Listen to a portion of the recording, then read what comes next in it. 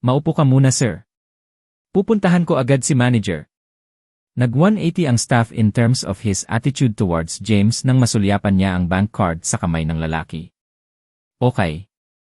Tumango si James at umupo sa gilid habang ang staff ay nagmamadaling pumunta sa manager. Naguguluhan si Delilah sa pangyayaring iyon at hindi niya lubos maisip kung bakit naging magalang ang mga tauhan ng bangko kay James nang biglaan. May 10 million ka ba talaga, James? She asked James skeptically after seeing the staff's sudden change in attitude. Ano ang kinalaman niyan sa'yo? Ngumisi si James. James, hayaan mong sabihin ko sa'yo na ang pagmimiki ng bank card ay isang krimen. Paano ka magkakaroon ng 10 milyon kung ikaw ay isang ex-convict? Huwag mong isipin na hindi ko alam na ang iyong pamilya ay nakatira pa rin sa lumang lugar na iyon at ang iyong ama ay kasalukuyang nagwawalis ng mga lansangan. Paano ka magkakaroon ng 10 milyon? Siyempre, hindi naniniwala si Delilah na totoong mayroon siyang 10 milyon. Kung mayroon talaga siyang ganoong kalaking pera, maninirahan pa ba siya sa masamang lugar na iyon? Sa kakalalabas lang niya sa kulungan, kaya hindi siya posibleng kumita ng 10 milyon sa loob ng ilang araw. Ha! Siguradong sinasadya niyang mag-show sa harap ko, kaya sinasabi niya yon para lokohin ako. Nang marinig ng iba pang mga customer sa bangko ang kanyang sinabi, lahat sila ay napatingin kay James. Sa mga araw na ito, ang lahat ng pag-withdraw ng pera ay ginagawa sa pamamagitan ng mga bank card, at isang simpleng tseke ang magsasabi kung mayroong pera sa card. Hindi maaaring magkaroon ng isang taong hangal na mangpeke ng bank card, hindi ba? Maya-maya, bumalik ang kaalis lang na tauhan ng bangko kasama ang isang medyo may edad na lalaki. Nakasuot ng salamin ang medyo may edad na at tila nagmamadali. Hello, sir. Ako ang manager ng bangko. Paano kita matutulungan? Magalang na tanong ng nasa katanghaliang gulang matapos maglakad palapit kay James. Gusto kong mag-withdraw ng 1.3 milyon, ngunit wala akong appointment. Maaari pa ba akong mag-withdraw? Habang nagsasalita, inabot ni James ang bank card sa manager ng bangko. Nang makita ng manager ng bangko ang card, bahagyang nagbago ang kanyang ekspresyon. Naman, hindi mo na kailangang magpa-appointment, Ginoo. Gayunpaman, sa ngayon ay wala kaming ganoong kalaking pera. May ipapahatid ako kaagad ng pera mula sa ibang mga sangay. Mangyaring ipagpaliban. Sa opisina ko habang naghihintay ka, sir. Tumango si James at tumayo upang magtungo sa opisina ng lalaki upang maghintay. Si Delilah ay lubos na natulala at humarang sa daanan ng tagapamahala ng bangko na sumisigaw, ano ang nangyayari sa bangkong ito? Bakit kaya siya mag-withdrawal kung wala naman siyang appointment? Ex-convict lang siya, at pumayag ka na lang nang hindi man lang tinitingnan kung may pera sa kanyang bank card. Kung ganoon, gusto ko ring mag-withdraw ng 1 milyon ngayon din. Pagkatapos niyang sigawan ang lalaki, bumaling siya sa kanyang kasintahan at hinimok, mag-withdraw din tayo ng 1 milyon, darling. Lumapit si Brayden at iniwas ang tingin kay James. Pagkatapos, naglabas siya ng bank card at ibinigay sa manager ng bangko. Mayroon ding 10 milyon sa card na ito, at gusto ko ring mag-withdraw ng 1 milyon ngayon. Sa kasamaang palad, hindi man lang ito tinitigan ng tagapamahala ng bangko, simpleng sumagot ng, pasensya na, ngunit hindi ito posible nang walang appointment. Ang sagot na yon ay nagpabalikwas ng takip ni Delilah. Arf! Malinaw na may double standard siya. Maaaring mag-withdraw ng pera si James nang walang appointment kapag mayroon siyang 10 milyon sa kanyang bank card. Ang aming bank card ay mayroon ding 10 milyon, ngunit kailangan naming gumawa ng appointment. Anong klaseng crappy bank ito? Gusto kong magreklamo. Bakit kailangan natin ng appointment kung hindi naman niya kailangan? May 10 milyon din tayo sa bank card. Hindi mo ba narinig, sigaw niya sa manager ng bangko? Itong Ginoo ay isang Supreme EA client ng bangkong ito, kaya hindi niya kailangan ng appointment, pareho kayong mga ordinaryong kliyente. Kung gayon, walang pagkukumpara, walang pakialam na paliwanag ng bank manager. Nang marinig iyon, muntik nang makasabog si Delilah ng daluyan ng dugo. Pinaputukan niya ng mga punyal ang lalaki. Siya ay isang Supreme EA client. Nagkakamali ka ba dito? Isa lang siyang ex-convict na kalalabas lang sa bilangguan. Ang bank card ng Ginoo na ito ay isang customized card na inisyu sa pamilya Montenegro. Ang card lang ang kinikilala namin at hindi ang tao. Sa tingin mo ba maikukumpara kayong dalawa sa pamilya ng Montenegro? Isang kislap ng paghamak ang sumilay sa mga mata ng manager ng bangko. Saglit na natigilan si Delilah sa kanyang mga salita habang ang mga tao sa kanilang paligid ay napasigaw sa pagkamangha. Pagkatapos ng lahat, ang pamilyang Montenegro ang pinakamayamang pamilya sa Horrington. Kaya naman, hindi nakapagtataka na nagbago agad ang ugali ng mga tauhan kanina nang masulyapan niya ang bank card sa kamay ni James. Kapag ang isa ay nagkaroon ng bank card na inisyu sa pamilya Montenegro, magpapadala pa nga ang bangko ng isang tao upang personal na maghatid ng pera sa isang tawag sa telepono, lalo na ang pagpunta ng personal sa bangko upang mag-withdraw. Ang lahat ng mga bangko ay nakipagkumpetensya sa kanilang sarili para sa naturang kliyente. Sa sandaling marinig ni Braden na si James ay may hawak na isang customized bank card na ibinigay sa pamilya Montenegro, siya ay naging kasing putla ng sheet. Crap! Kung talagang naugnay siya sa pamilya Montenegro, ang aking maliit na kumpanya ay malugi sa isang salita mula sa kanya. Imposible yan. Paano siya magkakaroon ng customized card na nai-issue sa Montenegro family? Tiyak na ninakaw niya iyon o kinuha kung saan. Wala siyang kinalaman sa Montenegro family. Gayunpaman, hindi ito pinaniwalaan ni Delilah. Ordinaryong tao lang si James at kalalabas lang niya sa kulungan. Paano siya maiugnay sa pamilya Montenegro? Nang makita ng manager ng bangko na gumagawa pa rin siya ng eksena, naging malamig ang ekspresyon nito. Seguridad! Itapon sila rito! Hindi nagtagal, 2 security guard ang nagmartsa at pinalaya si Delilah. Kahit si Braden ay binigyan ng boot. Ano ba talaga ang nangyayari dito? Anong kinalaman ng dating kaklase mo sa pamilya Montenegro? Nag-aalalang tanong ni Braden. Hindi ko pa nabalitaan na may kinalaman siya sa pamilya Montenegro. Kung talagang may kaugnayan siya sa kanila, hindi siya napunta sa bilangguan. Paano siya nakipag-ugnay sa kanila sa loob lamang ng ilang araw na pinalaya siya? Kung tatanungin mo ako, sa palagay ko ay kinuha niya ang bank card na yon. Sa isang lugar. Ang manager ng bangko na ito ay isang tulala. Pinilit ni Delilah na may galit na nakasulat sa buong mukha niya, sige, huwag mo nang pakialaman yon. Tara na. Ayaw masangkot ni Braden sa usapin dahil akyat siya sa sapa na walang sagwan kung talagang kilala ni James ang pamilya Montenegro. Ilang sandali matapos lumabas ng bangko si Delilah at ang kanyang matambok na nobyo, nakita sila ng ilang taong naghihintay kay James sa labas at sumugod sila. Nagkataon lang, Mr. Quigley. Hindi ko inaasahan na dito kita makikita, bulalas ng lalaking may suot na kadenang ginto, ngumisi mula tenga hanggang tenga. Ah, ikaw pala Steele. Bakit kayo nandito? Tanong ni Braden. May utang sa amin, kaya hinihintay namin siyang mag-withdraw ng pera, mahinang sagot ni Steele. I see. Well, all the best. May gagawin pa ako, kaya inom tayo minsan. Pagkasabi nun ay umalis na si Braden sabay hila kay Delilah. Ang ilang mga lalaki ay hindi ang desenteng uri, kaya hindi niya nais na magkaroon ng masyadong maraming pakikipag-ugnayan sa kanila. Sa hindi inaasahang pagkakataon, tumanggi si Delilah na gumalaw, ngunit nagulat na nagtanong, si James ba ang pangalan ng taong may utang sa'yo? James? Nagulat si Steele saglit, ngunit agad siyang lumapit. James ang pangalan niya, kung hindi ako nagkakamali. 1.3 milyon ang utang niya sa atin. Nang marinig iyon ni Delilah ay kinilig siya hanggang sa halos mapatalon siya sa tuwa. Nagtataka lang ako kung bakit nagpumilit siyang mag-withdraw ng 1.3 milyon ngayon. May utang pala siya at kailangan niyang bayaran ang utang niya. Nanunuya, lumingon siya kay Steele at nagtanong, paano siya nangutang sa'yo? Sa pagkakataong ito, hindi siya sinagot ni Steele, sa halip ay sinulyapan siya ni Braden ng isang ngiti.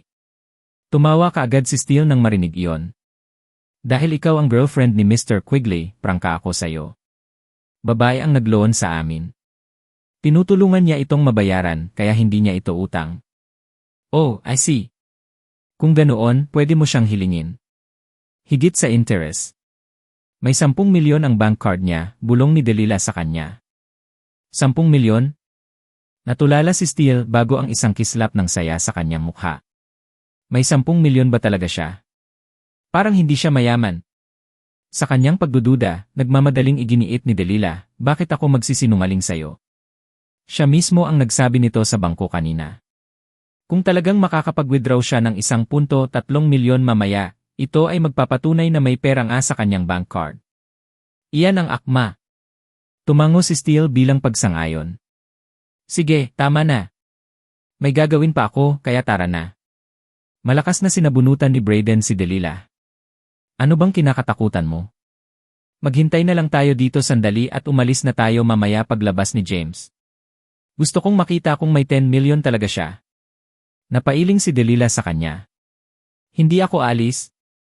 Gusto ko pang masaksihan mamaya ang kahihiyan niya.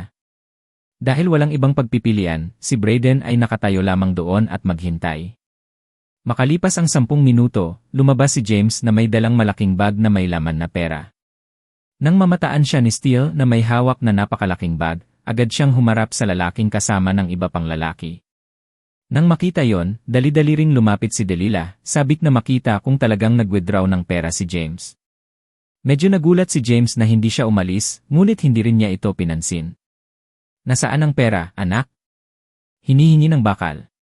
Bilang tugon, inihagis ni James ang bag sa kanyang kamay sa lupa, na inihayag ang mga perang papel doon. Sa sandaling makita ng mga alipin ni Steele ang mga salansan ng mga perang papel, ang kasakiman ay pumasok sa kanilang mga mata. Medyo nagulat din si Delilah. 1.3 million ang nandito, not a single cent less, pantay na sagot ni James. Ang alipin ni Steele ay mabilis na sumugod upang kunin ang pera, ngunit pinigilan siya ni Steele. Anak, natatakot ako na hindi sapat ang 1.3 milyon. Habang gusto rin niyang agawin ang pera, gusto niyang mangikil pa kay James matapos malaman na mayroon siyang 10 milyon. Anong ibig mong sabihin? Kumunot ang noo ni James. Nothing much. I miscalculated the interest kanina. Ngayon, ang principal at interest ay umabot sa 2 milyon. Ipinahayag ni Steele, ang mga sulok ng kanyang bibig ay biglang naging malamig ang ekspresyon, at ang pagpatay sa kanyang mga mata, wala ka bang 10 milyon, James? Ano ang 2 milyon sa'yo? Bumalik ka lang at bawiin ang natitira. Si Delilah ay gumuhit habang nakatingin sa kanya ng lubusan ng hindi pinansin, sinabi ni James kay Steele, narito ang 1.3 milyon. Kung ayaw mo, ay re-deposit ko ito sa bangko. Pagkatapos, yumuko siya para kunin ang pera para i-redeposit ito sa bangko.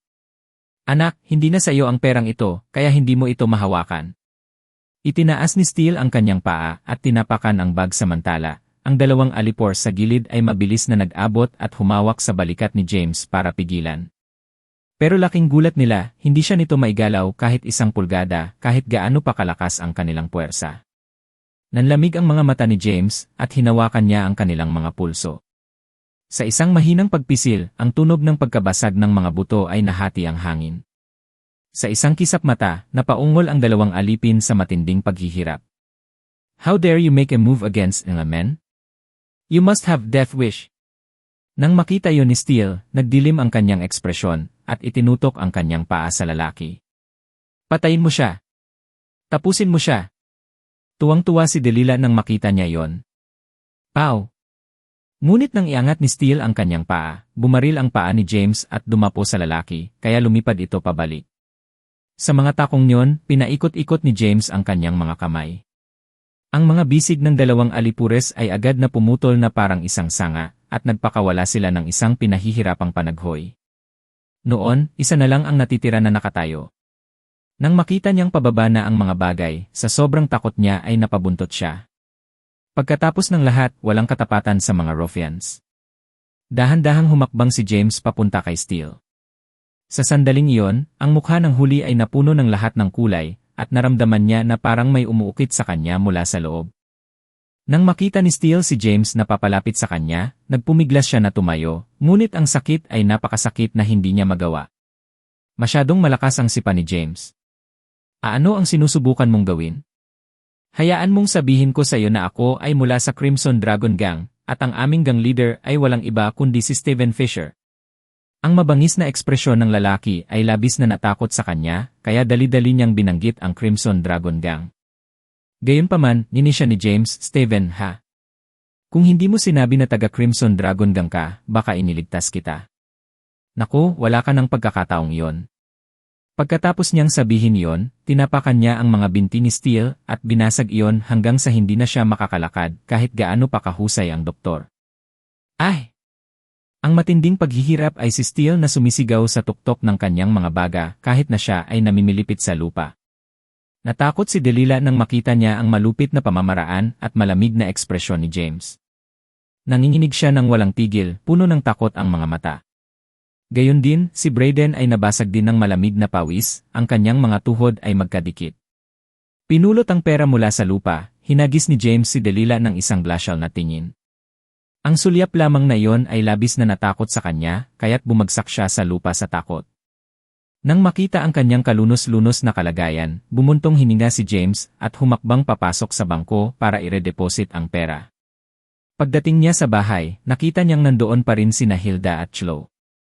Nang mamataan ni Hilda si James, galit na galit itong sumugod sa kanya. Nasa bingit na niya itong tanungin kung kumusta ang mga pangyayari nang bigla niyang naalala na naroon pa ang kanyang ina. Kaya wala siyang sinabi. Saan ka nagpunta, James? Buong araw kang hinihintay ni Hilda. Kinastigo ni Hannah nang marinig ang pagbabalik nito. Lumabas ka sa kanya at makipag-chat saglit. May kailangan akong hawakan, Mom, paliwanag ni James. Mrs. Alvarez, lalabas ako para mamasyal kasama si James. Humakbang palabas si Hilda habang hinihila si James. Sa sandaling iyon, hindi na siya makapaghintay na malaman kung paano niya hinarap ang bagay na iyon. Sure, go ahead. Go and talk for a while, and we all have lunch here later. Masayang tumango si Hannah. Pagkaalis ni James kasama si Hilda, tuwang-tuwa siyang nagsalita, Mrs. Wallace, sa palagay ko mukhang magkatugma silang dalawa. Parehas ako ng opinyon. Hahan. Tumawa rin si Chloe. Anong ginawa nila sa'yo, James? Binugbog ka ba nila? Agad na tanong ni Hilda nang makalabas sila ng bahay. Nope. Anyway, hindi mo na kailangang mag-alala tungkol sa loan. Settled na. In the future, humanap ka ng desenteng trabaho at magsikap. I'm going for an interview tomorrow, and I'll recommend you there if the company is okay. Next time, you've got to be more discerning when getting yourself a boyfriend, nakangiting udyok ni James. Tumango si Hilda na may paghanga sa kanyang mga tingin habang nakatitig kay James, ngunit hindi siya nito nilingon.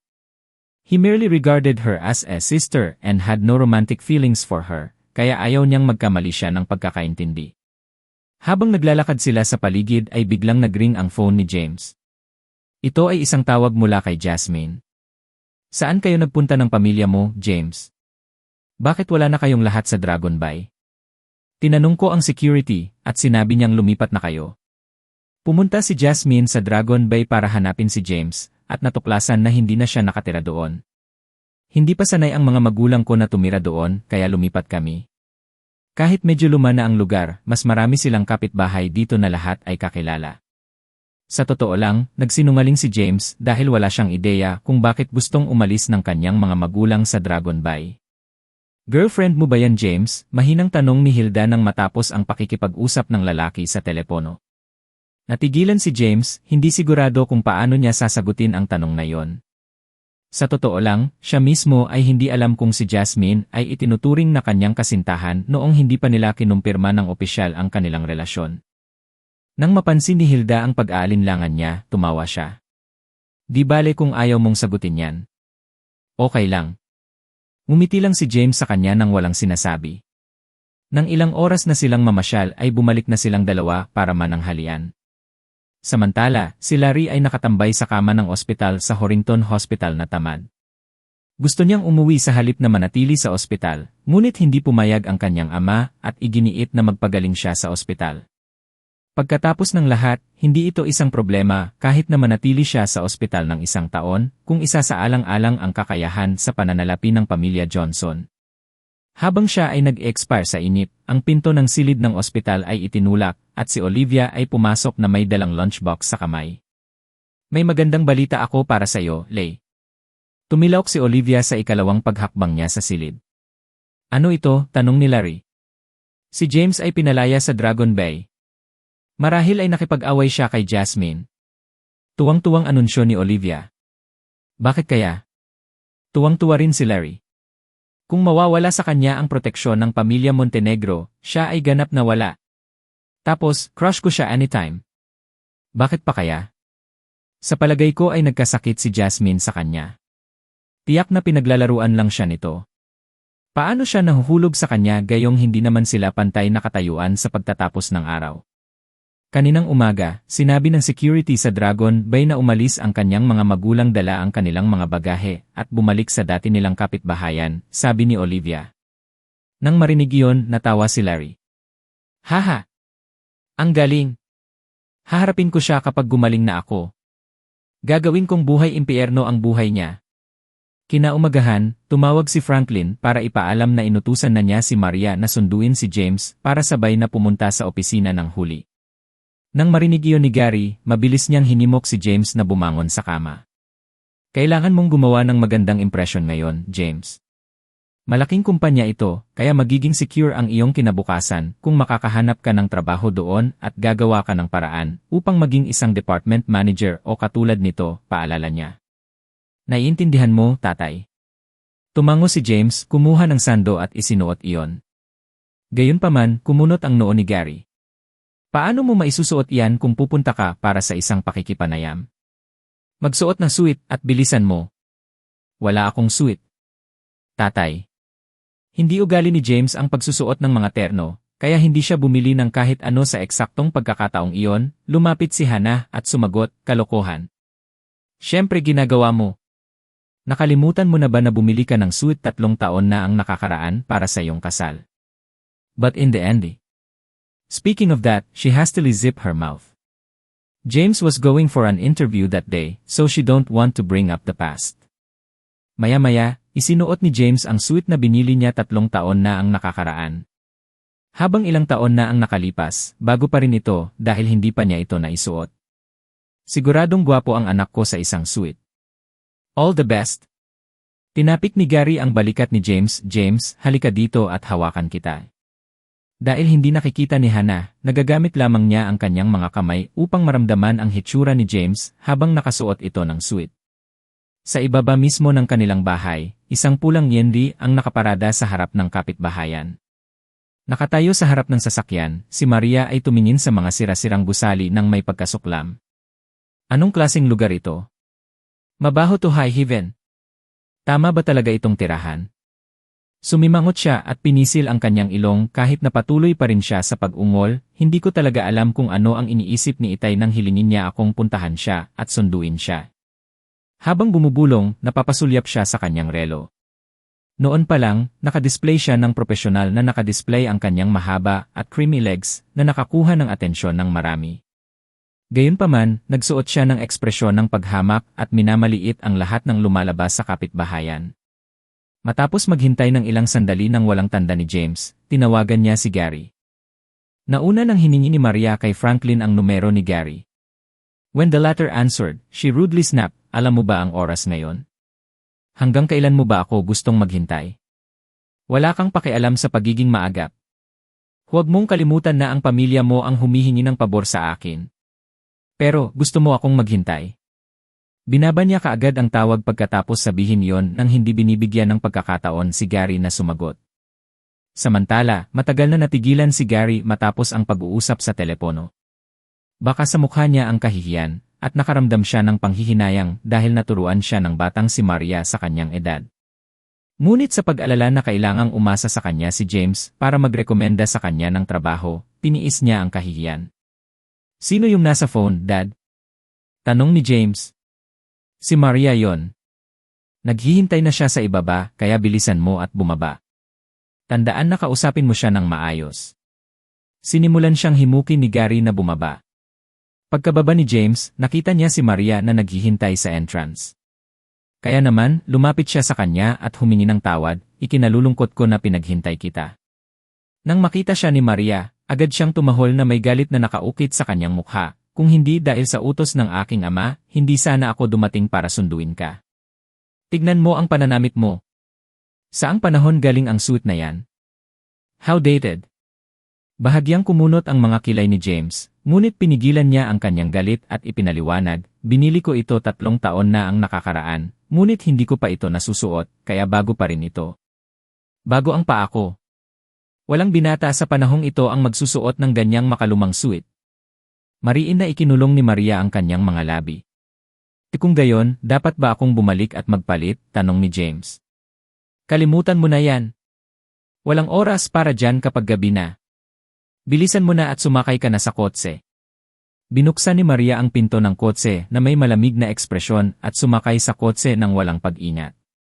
Gustong umupo ni James sa passenger seat, pero sinigawan siya ni Maria nang buksan niya ang pinto ng kotse, "Maupo ka sa likod. Sa tingin mo ba karapat-dapat kang umupo sa passenger seat?" At that, James frowned again though he did as ordered and slipped into the back seat. Nang hindi man lang naghihintay na siya ay tumira, Maria. Pinatong ang pedal ng gas. Mabuti na lang at marunong siya ng martial arts, kung hindi ay nauntog siya sa front seat. Tandaan mo na wala kang mabanggit tungkol sa pakikipagkilala sa akin pagdating natin sa opisina. Isa pa, wala akong pakialam kung makapasa ka sa interview. Huwag mo ring asahan na tutulungan kita. Mabait na sa akin na irekomenda ka para sa isang pakikipanayam, di. Paulit-ulit na sabi ni Maria habang nagmamaneho, higit sa lahat ay ipinagbabawal sa kanya na sabihin kilala niya ito dahil natatakot siya sa kanya. Okay. Binigyan lang siya ni James ng isang payak na sagot sa isang salita. Hindi nagtagal ay nakarating na sila sa kumpanya ni Maria. Ito ay isang corporate group na may higit sa 100 palapag sa buong gusali.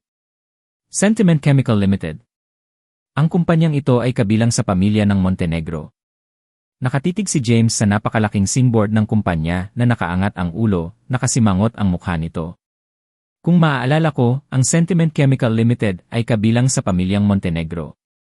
I remember Jasmine said that William established it on her birthday as a birthday gift for her. Sa katunayan, si Jasmine ang chairman at legal na tao ng kumpanyang iyon. Gayunpaman, hindi siya lumahok sa pamamahala nito at bihirang bumisita sa opisina. Ang kumpanyang ito ay kabilang sa pamilyang Montenegro, ang pinakamayamang pamilya sa Horrington. Isang malaking karangalan na makakuha ng trabaho dito. Ang sahod at mga benepisyo ay higit na mas mahusay kaysa sa ibang mga kumpanya. Buong pagmamalaking deklara ni James nang hindi nagkomento pa, sinundan siya nito papasok ng gusali. Nakita nila ang isang matangkad at guwapong binata na nakasuit na nakatayo sa may pintuan. Nang matanaw ni Zane si Maria ay agad itong lumapit sa kanya na may matingkad na ngiti. "Yuf, kailangan mo bang ipaalala sa akin yon? Hiniling sa akin ng aking ama na kunin ang anak ng kanyang kasama, kaya medyo tumatakbo ako." Sa likod. Nagpout si Maria, nilinaw na wala siya sa ganoong mood. "Bro, kung talagang may connections ka, do you mind put in a good word for me? If I'm hired, I'll treat you to a meal at a hotel." Nakatingin ang binata kay James nang may pag-asa. Bilang tugon, tumawa ng mahina si James. "Naman, kung makukuha ko ang trabaho, maglalagay ako ng isang magandang salita para sa'yo." "Salamat, salamat. Masyado kang mabait ni." Ang binata ay patuloy na nagpasalamat sa kanya, ang kanyang mukha ay nagniningning sa tuwa. Ilang sandali pa ay nagsimula na ang panayam. Ang mga nakapanayam pagkatapos ng mga nakapanayam ay pumasok sa opisina ng may kaba para lamang lumabas ng malungkot. Kahit na ang ilan mula sa mga prestihiyosong unibersidad ay hindi nakakuha ng trabaho. Nang makita ng binata sa tabi ni James na nabigo ang mga nagtapos sa mga kilalang unibersidad, lalo siyang nangamba. Ang kanyang mga kamay ay pumulupot sa maluwag na mga kamao, at ang kanyang mga palad ay namamasa sa pawis. Next, James Alvarez, biglang dumating ang turn ni James. Nang makatayo si James ay bigla siyang hinawakan ng binata sa tabi niya. "Kailangan mong maglagay ng magandang salita para sa akin, bro. I'm pinning my hopes on you," nag-aalalang pakiusap niya. Tumango si James bago pumasok sa opisina. Sa sandaling ginawa niya iyon, sinalubong siya ng tingin ng 3 tao na nakaupo sa likod ng isang mesa at nakatayo sa gilid ang binibini na kumukuha ng resume nila kanina. Umupo si Zane sa gitna, na malinaw na siya ang punong tagapanayam noong araw na iyon habang ang mga lalaki ay nasa magkabilang panig lamang. Sa madaling salita, isang salita mula sa una ang nagpasya kung ang isa ay pumasa sa interview. Sa pagtingin kay James, si Zane ay nag-utos na may kalmado at walang kibo na tingin, pakipakilala. Magsasalita pa lang si James, isa sa mga interviewer na nakaupo sa tabi ni Zane ay tumunog, "Dahil wala kang resume, kailangan mong sabihin sa amin ang tungkol sa iyong karanasan sa pagtatrabaho pagkatapos ng pagtatapos sa unibersidad." Tumango bilang pagsang-ayon, maikling binanggit ni James ang kanyang karanasan sa pagtatrabaho pagkatapos ng graduation. Siyempre, sinabi rin niya sa kanila ang tungkol sa pagkakakulong niya. Wala siyang tinatago, wala rin siyang itinatago. Ang nakakapagtaka, wala ni isa sa kanila ang nagulat nang umamin siyang ex-convict. The reason for that was plain as day, na una nang sinabi sa kanila ni Zane. Matapos siyang pakinggan, ipinikit ni Zane ang kanyang mga mata at pinag-krus ang kanyang mga braso habang nakasandal sa kanyang upuan, nagbibigkas ng isang salita. Nang makita iyon ng dalaga sa gilid ay nagmamadaling humakbang paharap at marahan siyang minasahe. Alam mo ba kung anong kumpanya ito? At alam mo ba kung sino ang may-ari? Isa ka lang ex-convict na kalalabas lang sa kulungan, pero naglakas loob kang pumunta dito para sa isang interview. Isa sa mga tagapanayam ay gumuhit ng tahol ng mapanuksong tawa. Bakit hindi? Mayroon bang patakaran sa kumpanyang ito na nagsasaad na ang mga taong nakakulong ay hindi maaaring pumunta dito para sa isang pakikipanayam? At saka, ano ang napakalaking bagay tungkol doon? Ang isang ex-convict ba ay talagang masama? Nakangiting tugon ni James, habang walang ganyang patakaran, maapektuhan mo ang imahe ng aming kumpanya kung sasali ka sa amin dahil ex-convict ka. Naniniwala ako na ang ibang mga kumpanya ay hindi magtatrabaho ng isang taong nagsilbi ng sentensya sa bilangguan na katulad mo. Pinakamabuting magkaroon ka ng kaunting kamalayan sa sarili. Kung ako ang nasa kalagayan mo, mahihiya akong umalis ng bahay. Nakangiting tinitigan ng interviewer si James. Tila sinasadya niyang ipahiya ang huli. Bukod doon, ang kanyang boses ay partikular na matunog. Dahil dito, maririnig ng mga nakapanayam sa labas ang bawat salita ng malakas at malinaw. Nagulat silang lahat.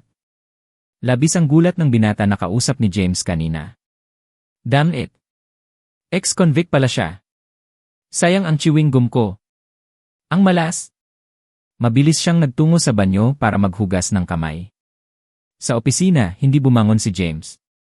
Instead, he reposted smilingly, kung ako ang nasa sapatos mo at hindi ko talaga kayang bumangon, mahihiya akong umupo dito.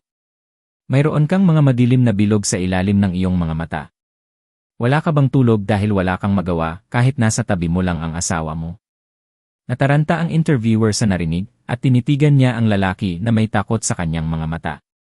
Napatingin si Zane kay James sa likod ni Maria, kung saan sumilay ang kislap ng pang-aalipusta sa kanyang mga mata. Pagkatapos, hinawakan niya ang kamay ni Maria at nagsimulang humakbang pasulong. Nakasunod lang si James sa likuran nila habang nagbubulungan sina Zane at Maria. Kung ayaw mo siyang magtrabaho dito, ibibigo ko na lang siya sa interview mamaya. Anyway, I'm doing the interview today, bulong ni Zane. Huwag masyadong halata. Kung hindi, ipapagawa na naman ako ng tatay ko kapag nagreklamo siya sa tatay niya. Kalalabas pa lang niya sa kulungan, kaya i-turn down siya sa ganoong basehan, mariing utos ni Maria na nakasandal sa tenga. Natatakot silang marinig sila ni James, ngunit lingid sa kanilang kaalaman ay nakuha ni James ang kabuuan ng kanilang pag-uusap.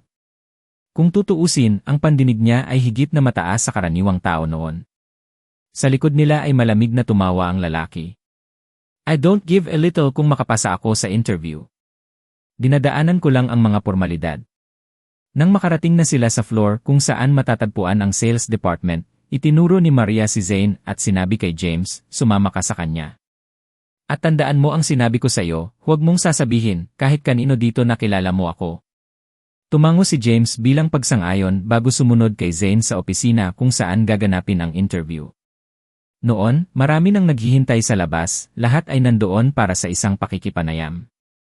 Dahil ito ay isang corporate group, nagbayad ito ng maayos at nag-aalok ng magagandang benepisyo. Dahil dito, maraming tao ang gustong sumali sa kumpanya, kabilang ang mga nagtapos mula sa mga prestihiyosong unibersidad. Maghintay ka sa labas. May tatawag sa iyo mamaya. Nagmamadaling pumasok si Zane sa opisina pagkatapos sabihin yon. Si James naman ay naupo sa isang upuan. Nandito ka rin ba para sa isang pakikipanayam, bro? Tanong ng isang nakabespectacle na binata na nakaupo sa tabi niya. Tumango si James. Saang unibersidad ka ba nag-aral? Alam kong marami sa mga nakapanayam sa pagkakataong ito ay mga nagtapos mula sa mga kilalang unibersidad. Tingnan mo iyong babaeng nakadamit. Balita ko taga Quartz University siya. Samantala, yung lalaking may backpack ay nagtapos sa Moana University, daldal ng binata na may nakasulat na inggit sa buong mukha. Nag-aral ako sa Bay Coast Business School. Binigyan siya ni James ng isang matamis na ngiti. Nagulat ang binata, graduate ka na sa Bay Coast. Pinupuri ko talaga ang katapangan mo sa pagpunta mo rito para sa isang interview noong pumasok ka sa institute na yon. Mas masahol pa kaysa sa akin na taga Blue Dareri Vocational School. Maamo ang tingin sa mga mata ng binata nang tumingin ito kay James. Sa wakas, nakahanap ako ng isang tao na ang mga kwalipikasyong pang-akademiko ay mas mababa sa akin. Ngumiti lang si James nang walang sinasabi. Sa sandaling iyon, isang dalagang nakasuot ng propesyonal na kasuotan ang lumapit at sinabi sa lahat, "Pakibigay sa akin ang iyong mga resume. Mamaya, tatawagan kita para sa interview ayon sa pagkakasunod-sunod." Nang marinig iyon, ang lahat ay mabilis na nagsumite ng kanilang masusing inihanda na resume. Tanging si James lang ang nakaupo doon. "Excuse me, sir, pero nasaan ang resume mo?" Tanong ng dalaga nang mapansin ang hindi pagkibo ni James. "Hindi ako naghanda ng resume," walang pakialam na sagot ni James. Isang kislap ng sorpresa ang sumilay sa mga mata ng dalaga nang marinig niya yon, ngunit pagkatapos ay nagtanong siya, "Kung gayon, maaari ko bang malaman ang iyong pangalan? Para malaman ko kung paano kita tatawagan mamaya." "And my name is James Alvarez," sagot ni James. Tumango ang dalaga, umikot at naglakad papasok sa opisina. Napatingin ang lahat kay James na para bang tulala. Paano siya posibleng ma-recruit kung nakasuot siya ng ganoong petsang suit at hindi man lang nakapaghanda ng resume para sa interview? Kakaiba ang tingin sa kanya ng binata na kanina pa kausap. Out of the blue, he whispered, "May connections ka ba dito, kaya dumadaan sa backdoor, bro?" Nagulat si James sa kawalan kung bakit siya nagtatanong ng ganyan. "Dapat dumaan ka sa pintuan sa likod. Kung hindi, bakit hindi ka naghanda ng resume? Isa pa, masasabi ko sa isang sulyap na ang nagdala sa iyo dito kanina ay isang mataas na executive sa opisina.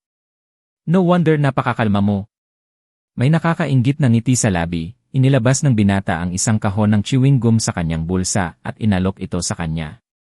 Walang pag-aalinlangang tinanggap ito ni James at naghagis ng isang piraso sa kanyang bibig. "Sikreto ko yon at hindi ko pa nasasabi kahit kanino ang tungkol dito. Sa mata ng ibang tao, mayroon akong perpektong pamilya bilang karagdagan sa isang mapagmahal na relasyon sa aking asawa. Ako lang ang nakakaalam na mahuhulog ako sa malalim na kawalan ng pag-asa tuwing sasapit ang gabi." Dumaan ang tagapanayam sa bubong, ang mga ugat sa kanyang noo ay lumalabas habang si James ay tinamaan ng hilaw na ugat. "Kalokohan! Ikaw ang hindi makabangon. May asawa at anak na ako at masaya kaming pamilya," sigaw niya. Sinadya niyang idiin ang pagkakaroon ng anak bilang pagbabalik para patunayan na si James ay nagbubuga ng kalokohan. Bilang tugon, tumawa si James. "Kahit na may anak ka, hindi mo yan biological offspring. You either adopted or nabuntis mo ang asawa mo sa ibang lalaki dahil impotent ka simula pagkabata. Isa pa, resulta ito ng aksidente, kaya naging impotent ka dahil sa external forces." Bam! Pagkatapos ng mga salita ni James ay umalingaw-ngaw, ang tagapanayam ay hinampas ang kanyang kamay sa mesa at bumangon. "Pinagbabaril ang lalaki," sumigaw siya, "pinaimbestigahan mo ako, bata." Sa katunayan, ito ay dahil siya ay sinipa sa pundya ng isang asno noong siya ay bata pa kaya siya nawalan ng lakas. Sa totoo lang, nag-ampon lang siya ng anak pagkatapos magpakasal. Walang sinuman sa Horrington ang nakakaalam nito maliban sa mga nasa kanyang bayan. Dahil doon, sinadya niyang lumayo sa kanyang bayan. Sa hindi inaasahang pagkakataon, ibinulgar ni James ang lahat ng araw na yon. "Hindi ka karapat-dapat na imbestigahan kita." Napangisi si James. Gayunpaman, kinumpirma rin ang tanong ng interviewer na nagsasabi ng totoo si James. Sabay tingin sa kanya ng kanyang mga kasamahan doon na may kakaibang tingin sa kanilang mga mata.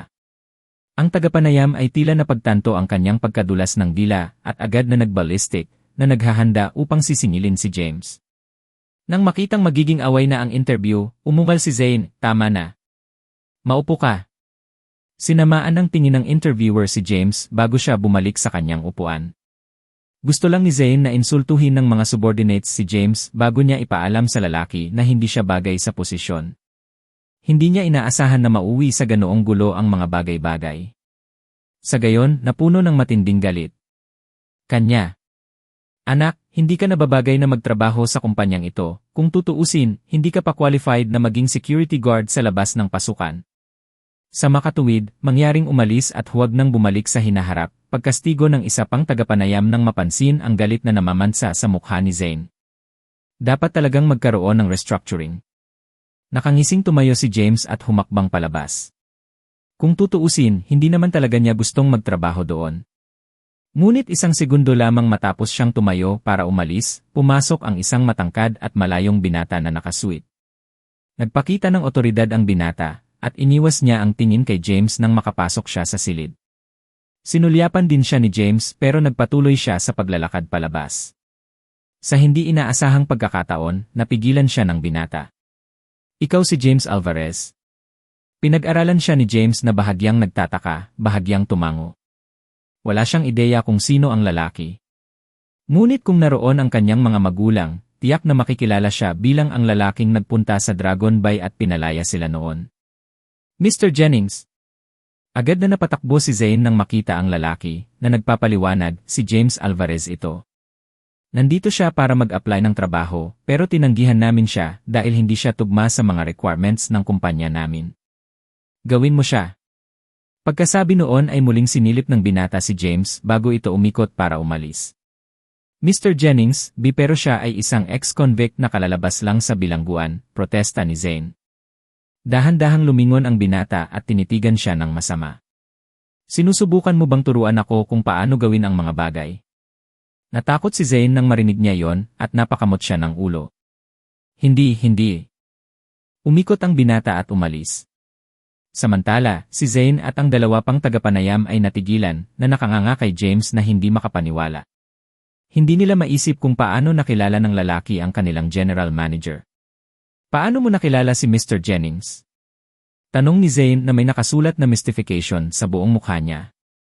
Is he some high-ranking executive here, probably the general manager? Hindi ko siya kilala. Napailing si James bilang pagtanggikan niya, ngunit ang huli ay hindi interesado sa kanya. Matapos iregalo ni William ang kumpanya kay Jasmine, inilipat niya si Xavier sa Sentiment Chemical Limited para maging general manager, na inilagay sa kanya ang pamamahala sa operasyon at pamamahala ng kumpanya dahil ayaw ni Jasmine na pangasiwaan ang mga bagay-bagay. Talagang may mga kakayahan si Xavier, dahil matagumpay niyang naituwid ang kumpanya sa maikling pagkakasunod-sunod at ginawa pa nga itong pinaka-pinakinabangang kumpanya sa ilalim ng Montenegro Group. Ang dahilan ng kanyang kasipagan ay walang iba kundi ang mahulog sa kanya si Jasmine. Ngunit nang malaman niya na kasama niya si James, na nakakulong noon, nagkaroon siya ng matinding pagbabago sa puso. Nangako siyang agawin siya pabalik kay James.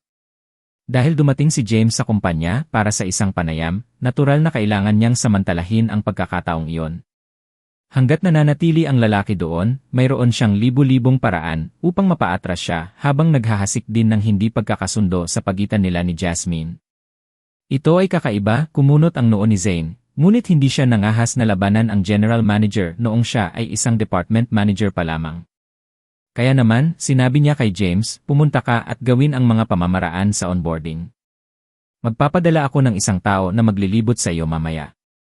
Hindi siya nangahas na makipag-away sa kanya sa ngayon dahil hindi siya sigurado sa eksaktong kaugnayan ng lalaki kay Xavier.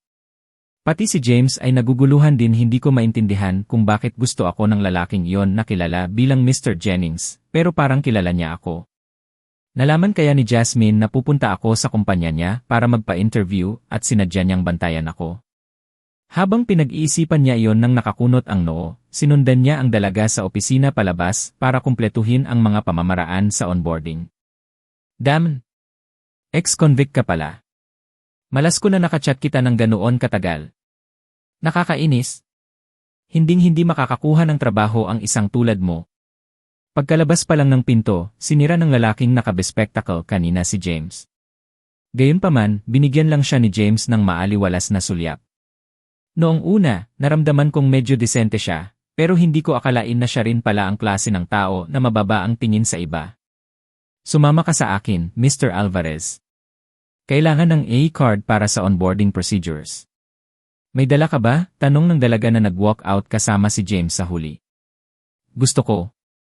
Inabot ni James ang kanyang A-card sa kanya at binigyan siya ng isang ngiti ng pasasalamat. Alam niyang sinasadya nitong tinanong iyon at talagang para sa binatang iyon ang mga salita niya. Sure enough, nanlaki ang mga mata ng binata nang marinig na pumasa si James sa interview at baka sa mukha nito ang hindi makapaniwala. Gayunpaman, hindi siya pinansin ni James, mumuso lang siya bago umalis kasama ang dalaga. Habang hinahawakan niya ang onboarding procedures, galit na tinanong ni Maria si Zane sa opisina ng manager ng sales department, ano bang nangyayari sa'yo? Di ba sabi mo mabibigo mo siya? Ngayong nakakuha na siya ng trabaho dito, mapapahamak ako. Talagang utusan ako ng tatay ko na isakay siya araw-araw. Hindi ko kasalanan yon. Siya ay kahit papaano ay naugnay kay Mr. Jennings. Si Mr. Jennings ang direktang nagpatrabaho sa kanya, kaya wala akong magagawa tungkol dito. Galit na sagot ni Zane.